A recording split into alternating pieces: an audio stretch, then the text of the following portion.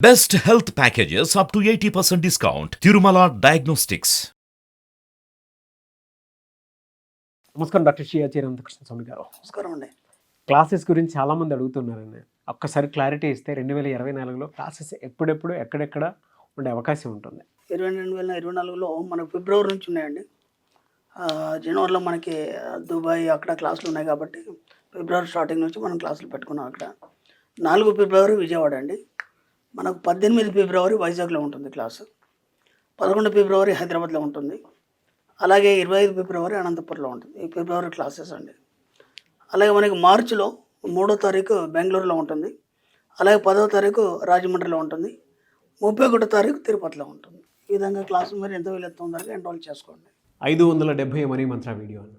So very happy for you అండి. ఒక విషయం అయితే చాలా బాగా చెప్పాలి, మనల్ని ఆదరించేటువంటి వాళ్ళు ఫ్యామిలీ మెంబర్స్ మొత్తం ఉంటాయి, ఎస్పెషల్లీ విమెన్స్ కోసం అని చెప్పేసి పర్టికులర్గా ఒక సిరీస్ లాగానే స్టార్ట్ చేశారు. వెరీ హ్యాపీ ఫర్ యూ అండి. ఎందుకంటే వాళ్ళ ఇండివిజువాలిటీ పెరిగిపోతున్నటువంటి జీవితాల్లో సొంత కాళ్ళపై ప్రతి ఒక్కరూ నిలబడాలనేటువంటి ఉద్దేశంతోనే దాన్ని మీరు స్టార్ట్ చేయడం జరిగింది. Thank you so much once again and very happy for you. Congratulations కొత్త సిరీస్కి. అది కూడా ఓ గ్రాండ్ లెవెల్లో ఉంటుందని ఎక్స్పెక్ట్ చేస్తున్నాను, ఆ విధంగానే ఉంటుంది కూడా. Thank you. So 570 money Mantra video, ఈ వీడియోలో ఏం చెప్తున్నారు? మనం ఏం చేస్తామంటే మనం విధిరాశిని మార్చుకోవడానికి చాలా ప్రక్రియల్లో భాగంగా ఒక దేవుడు మొక్కడం కానీ లేదంటే ఇంకేదైనా ఉంటే చేసాం, అట్లాంటి వాటికి మనం ఎన్నో తిరిగి ఉన్నాం, ఎన్నో చేస్తున్నాం. అంటే విధిరాతను రాసుకోవాలి లేదా విధిరాతను మార్చుకోవాలి. విధిరాతను ఎవరో రాస్తారు, మనము ఎవరో ఏదో చెప్తే దాని ప్రకారంగా మనం వెళ్తాం అన్నాం. యాక్చువల్గా విధిరాతను మార్చుకోవాలంటే మీరు కలలు కనండి, సరిపోతుంది. ఓకే, విధిరాతను మార్చుకోవాలంటే కలలు కనండి. కలలు కనడం వల్ల మీ విధిరాత మారిపోతుంది. ఎలా మారిపోతుంది అంటే విచిత్రం ఏంటంటే అక్కడ ఫెయిత్ ఏదైతే ఉందో అది ఎప్పుడు కూడా మనం ఏం చేస్తామంటే ఇతరుల మీద ఆధారపడి మన జీవనాన్ని కొనసాగిస్తాము. దాంతోపాటు ఏంటంటే ఇతరులతో కంపేర్ చేసుకుంటాం మన జీవితాన్ని. ఇతరులతో కంపేర్ చేసుకున్నప్పుడు ఏమవుతుందంటే మనం ఎక్కడ ఉన్నాము అనే దాంట్లో మనం తక్కువలో ఉన్నాం అనే ఫీలింగ్ అనేది మనకు వస్తుంది. ఇక్కడ నీ జీవితానికి నువ్వే అధికారి, నీకు నువ్వే బాస్ అని ఎన్నోసార్లు చెప్పుకున్నాం. కాబట్టి మీ జీవితాన్ని వేరే వాళ్ళతో కంపేర్ చేసే అవసరం లేదు.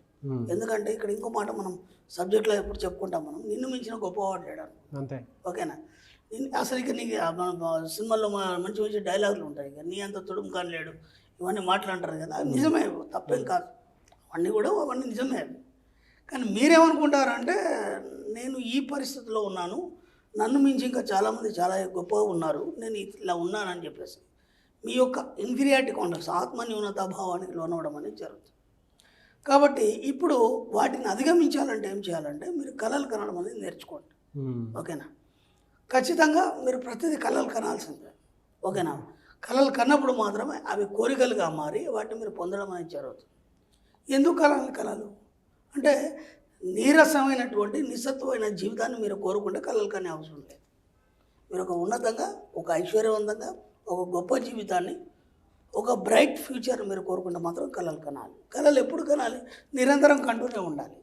ఏ కలలు కనాలి అంటే మనకు కొన్ని లిమిట్స్ ఉంటాయి. కలలు కనడానికి కూడా మనం ఏం ఆలోచిస్తూ ఉంటే నేను ఒక 10-20 లక్షల కారు కొందామా, ఎందుకులే అది ఒక 5-6 లక్షలకు వచ్చేస్తుంది కదా, అది ఇన్స్టాల్మెంట్లో. ఇది కళ కాదు, దరిద్రం. ఇది దరిద్రం. మీరు కళలను ₹1,00,00,000 కారు అనుకో కదా, నీకు పోయేదే ఉంది, అనుకుంటే పోయేదే ఉంది. కానీ మనం ఏం చేస్తుంటే ఆ కళలు కనే విషయంలో కూడా ప్రతి దగ్గర ప్రశ్నార్థనం చేస్తాం. ఒక ఇల్లు కావాలి, ఇల్లు అనగానే చాలామందికి మధ్యతరగతికి ఏముంటుందంటే వాళ్ళకు బుద్ధి తెలిసినప్పటి నుంచి ఇప్పటి వరకు వాళ్ళు అదే 2 బెడ్రూమ్లు, 1 బెడ్రూమ్, కిచెన్ హాల్లోనే ఉంటున్నారు. కాబట్టి లేదా ఇక్కడ సిటీకి జీవించడానికి ఎంతోమంది వస్తారు, జస్ట్ ఒక చిన్న రూమ్ చేసుకొని దాంట్లోనే ఫ్యామిలీని అంతా నడిపిస్తారు. అవి తప్ప ఒక మంచి పెద్ద బిల్డింగ్ కానీ, ఒక ఉన్నతమైనటువంటి ఒక భవంతి కానీ ఊహలు రావు వీళ్ళకి. ఎందుకంటే దీంతో మామేకమై ఉన్నారు కదా వీళ్ళు ఇప్పటి నుంచి. అవును, వాళ్ళ ఆలోచన విధానం పెరగనివ్వదు, ఎందుకంటే ఆ భయం పట్టి పీడించి పెరగనివ్వదు. కాబట్టి ఇక నుంచి ఏం చేస్తారంటే మీరు ఎక్కడ భయపడకండి, వీలైనంత కళల్ని ఉన్నతంగా కనే ప్రయత్నం చేయండి. ఇప్పుడు ఏమైపోద్ది అంటే మనకి ఎట్లా అవుతుందని కోరుకునే ధైర్యం లేదు కాబట్టి మీ జీవితం అలాగే ఉండిపోతుంది. కనీసం కళలు కనే విషయంలో అంటే కోరికల్ని విశ్వానికి మీరు వ్యక్తం చేయడంలో భాగంగా, కళలు కనడం అంటే మీ యొక్క కోరికల్ని విశ్వానికి వ్యక్తం చేయడంలో భాగంగా మీరు ఉన్నతమైన కళలు కనండి. ఓకేనా? మీ యొక్క విధిరాతను మార్చుకునే మార్గం ఏదైతుందో ఇంకా దానికోసం మీ జాతకాలు కానీ లేకపోతే ఎవరేదో చెప్పారని కానీ లేకపోతే ఏదో మీకు ఎప్పుడో మొక్కుబడి ఉంది కాబట్టి అందుకే మీ లైఫ్ సెట్ అవ్వట్లేదు కానీ ఇవన్నీ నమ్మకం అవన్నీ పక్కన పడేసాడు. అవన్నీ అయిపోయినాయి ఎప్పుడు. ఎందుకంటే ఆల్రెడీ మనం దాదాపు 500-600 వీడియోలు దాకా వచ్చినాం. ఇంకా మళ్ళీ అవన్నీ ఏం లేవు. ఈ సబ్జెక్ట్ని ఫాలో అవుతున్న వాళ్ళ గురించి చెప్తున్నాం. కొత్త ఫాలో అయ్యే వాళ్ళకి ఇంతగానం తెలియదు కాబట్టి మళ్ళీ వాళ్ళు తెలుసుకుంటారు. పాత వాళ్ళ గురించి చెప్తున్నాను. ఎందుకంటే మనం ఈ 2024 జీవితాన్ని కొత్తగా మార్చుకోదలుచుకున్నాం. ఈ ఇయర్ కూడా మనకు బాగా కలిసి వస్తుందని చెప్పాను నేను. కాబట్టి ఎప్పుడైతే నీరు పళ్ళ మెరుగు అంటారు, మన సబ్జెక్టులు ఏమంటారంటే డబ్బుకు సంబంధించిన అభిప్రాయాలు కావచ్చు, డబ్బుకు సంబంధించిన ఆలోచనలు కాదు, ఇవి కూడా మీరు డబ్బుకు వ్యతిరేకంగా పోవడానికి లేదు. ఓకే, అర్థమైందా? నీరు పళ్ళ మెరుగు అన్నట్టు మనకి ఏది అనుకూలంగా ఉంటే అలాగే చేసుకుంటూ వెళ్ళిపోతాం. అర్థమైందా? అందరు వెళ్ళిన దారిలో వెళ్తాం, మళ్ళీ మనకి అది ఈజీ కాదు, హార్డ్ అవుతుంది. కాబట్టి మనకి ఏది సులభంగా ఉంది, మనకి ఏ రకంగా వస్తుంది డబ్బు, మనం ఏమేం చేయగలుగుతాం దానికోసం, లేదా ఐశ్వర్యం కావచ్చు, లేదా సంపద కావచ్చు, ఏదైనా కావచ్చు, దాని గురించి మీరు ఏం చేస్తారంటే వీలైనంత కళలు కనడం ద్వారా మీ విధిరాతను మార్చుకుంటారు. ఇప్పుడు ఏమవుతుంది, మీరు ఇప్పటి నుంచి స్టార్ట్ చేశారు, ఇప్పటిదాకా మీకు తెలియదు, లేదా పాత వాళ్ళు ఆల్రెడీ స్టార్ట్ చేస్తారు, ఒక్కొక్కటి రీచ్ అవుతున్నారు. వాళ్ళు కూడా ధైర్యంగా ఇంకా ముందుకు రావడానికి భయపడుతున్నారు. ఎందుకంటే అక్కడ నుంచి ఇక్కడ దాకా రావడం చాలా గ్రేట్. వాళ్ళు అనుకున్న అచీవ్మెంట్స్ ఏవైతున్నాయో చిన్నవి సరిపోయాయి. నేను చిన్న ఎగ్జాంపుల్ చెప్తాను. నా సబ్జెక్ట్లోకి వచ్చి ఒక అతను కారు కొన్నాడు, గ్రేట్, ఓకేనా. అచీవ్మెంట్లు చెప్తుంటారు కదా వాళ్ళు, నేను కారు కొన్నాను, నేను ఇల్లు కొన్నాను. ఈ సబ్జెక్ట్లో లేని వాళ్ళు కూడా కారు కొన్నారు, ఇల్లు కొన్నారు కదా. కొన్నారా లేదు అంటే అసలు ఈ సబ్జెక్ట్ టచ్ కూడా లేదు. వాళ్ళు ఎలా కొని ఉంటారు? సబ్జెక్ట్లోకి వచ్చినాక నువ్వు కొన్నా అని చెప్తున్నావు, వాళ్ళు ఎలా కొని ఉంటారు? వాళ్ళు జస్ట్ కళలు కన్నారు, అందుకని కొనగలిగారు. ఆ కళలు ఎలా కనాలి మీకు తెలియదు కాబట్టి మన సబ్జెక్టుకి వచ్చిన తర్వాత చెప్పడం ద్వారా మీరు పొందడం జరిగింది.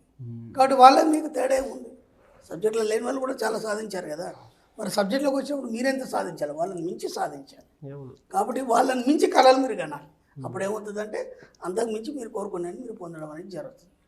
ఎప్పుడు మీ యొక్క విధిరాతను మార్చుకోవడానికి సింపుల్ టెక్నిక్ ఏంటంటే కళలు కనడం, అంతే. అవి ఎంత పెద్ద మొత్తంలో మారుస్తే అంత పెద్దలో మొత్తంలో మీకు అందడం అనేది జరుగుతుంది. అందరూ అనుకుంటా ఉండే అంటే మనం కనే కళలు నిజమవుతాయి అనుకునేటువంటి వాళ్ళు ఉంటారు. బట్ మన సబ్జెక్ట్ని ఫాలో అయ్యేటువంటి వాళ్ళకి మాత్రం డెఫినెట్గా అవుతాయండి. లాస్ట్ వీడియోలో ఒక మాట అన్నారు మీరు, డబ్బు పట్ల ప్యాషన్ అనేది ఖచ్చితంగా ఉండాలి.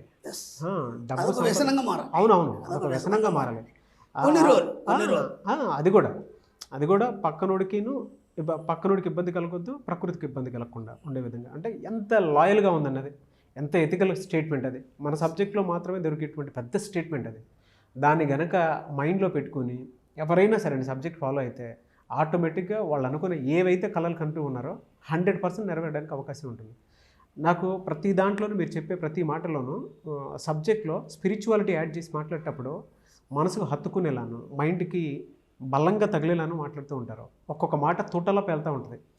ఈయన ఏం చదివారు, ఏం తిన్నారు, ఇంత అనర్గళంగా ఏం మాట్లాడగలుగుతున్నారు, అసలు ఎందుకంత ఇది అనుకుంటే నాకు అనిపించింది ఓవరాల్గా ఈ సబ్జెక్ట్లో పట్టు, దానితో పాటు ఈ సబ్జెక్ట్ మీద అవగాహన అండ్ ఈ సబ్జెక్ట్ మీరు ఓన్ చేసుకున్నటువంటి విధానం మీ బాడీలో నరాల్లో ఉంది. అంటే చాలామంది యూత్ ఏం చేస్తున్నారంటే నాకు ఎక్కడ బాధ అనిపిస్తుందంటే వాళ్ళకి సరైన గైడెన్స్ ఇచ్చేవాడు లేడు.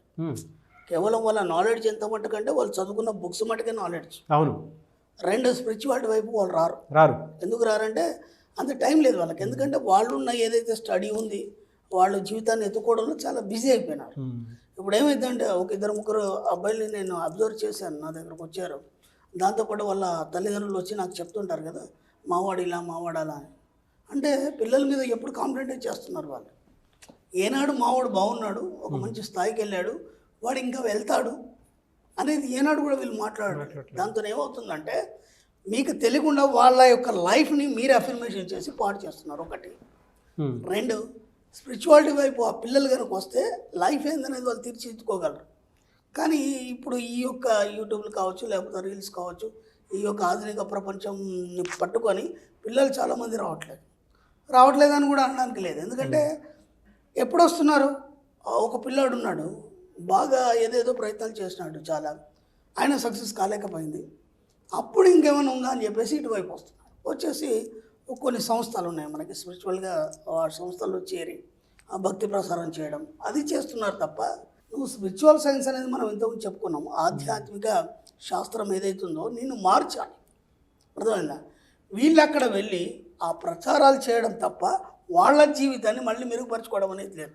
ఇక్కడ సమస్య ఏమైపోతుందంటే దీని నుంచి వెళ్ళి దాంట్లో పడిపోయాడు వాడు. అవును. అర్థమైందా? ఏమంటారు కదా, గిన్నెలోంచి వెళ్ళి పొయ్యిలో పడిపోయినట్టు అయిపోయింది తప్ప మళ్ళీ అక్కడ నుంచి బయటికి రావట్లేదు. అవును. అక్కడ ఏమైపోయిందంటే అదే సర్వస్వం అని చెప్పేసి దాన్ని నమ్ముకుని అక్కడే ఉన్నాడు. మన సబ్జెక్ట్ అలా కాదు కదా, నువ్వే దేవుడివి, నువ్వే చైతన్య రూపంలో ఒక శక్తివి అని ఇవన్నీ మనం చెప్తున్నాం. అది తెలుసుకోలేకపోతున్నాడు. అంటే ఈ దాన్ని తప్పించుకోవడానికి దాంట్లోకి వెళ్ళిపోయాడు, అక్కడ ఇరుక్కుపోయాడు. నేను అనేది ఏంటంటే అక్కడి నుంచి కూడా బయటికి పడాలి. అర్థమైందా? ఎప్పుడు ఒక శిష్యుడు గురువుతోనే ఉండదు, వాడు బాగుపడాడు. వాస్తవం అండి, ఇది వాస్తవం. ఎందుకంటే రామకృష్ణ పరమహంస కనుక వివేకానంద స్వామి తనతోనే ఉంచుకుంటే ప్రపంచానికి తెలియజేసేవాడు కాదు. అర్థమైందా? ఎప్పుడైతే ఈయన వదిలేన వెళ్ళాడో, చికాగో వెళ్ళాడో అప్పుడు కదా ఆయన తెలిసాడు రామకృష్ణ పరమహంస శిష్యుడు అనేది ఈయనకు కూడా పేరు వచ్చాడు. కాబట్టి ఏ గొప్ప గొప్ప గురువులు తన శిష్యుని అంటిపెట్టుకోవడం, వాడు తనని మించిపోవాలని కోరుకుంటాడు. ఆ స్థాయికి వెళ్ళినప్పుడు కదా ఆ చైతన్య పరిణామం ద్వారా వాడు ఏదైనా సాధించగలుగుతాడు. లేకపోతే ఏమవుతుంది, గిన్నెలోంచి పొయలబడ్డట్టే ఉంది పరిస్థితి, ముఖ్యంగా యూత్. కాబట్టి ఈ సబ్జెక్ట్ తెలుసుకోవాలి, వాళ్ళకంటూ వాళ్ళ కాలం నిలబడాలి, ఎంతోమందికి ఒక వెలుగుని చూపించాలి. నేను కోరుకునేది అది. డెఫినెట్గా సార్. ఎనీవేస్ థ్యాంక్ యూ అండి. Thank you so much doctor Shri Acharya Anantakrishna Swami గారు.